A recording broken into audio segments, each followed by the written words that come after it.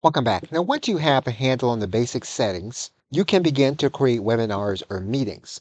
Now, because the webinars are an add-on and a paid add-on, in most cases, most people will be creating meetings with Zoom. So we're going to click Schedule a Meeting here in this area. Now, you can set the duration, and this is just for scheduling. If you need to go over when you're doing a Zoom meeting, you can.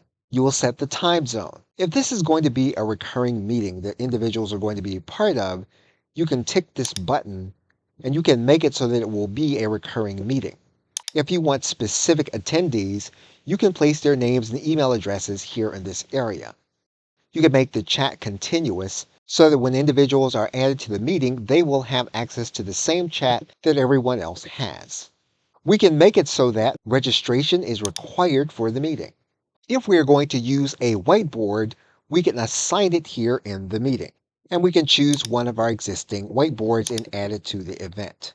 You can make it so that individuals, in order to become part of the meeting, will require a passcode, or you can make it so that they go straight to the waiting room and then you'll approve them as you see them coming into the meeting.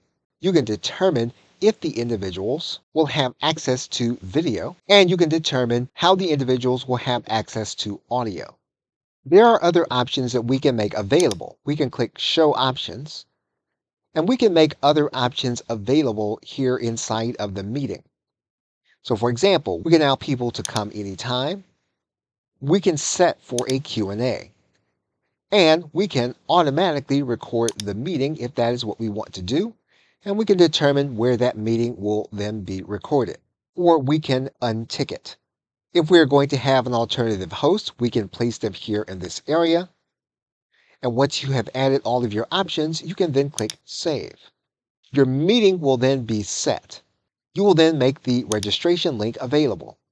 And if you have made registration available, you will see that individuals will then need to register for the meeting in order to attend.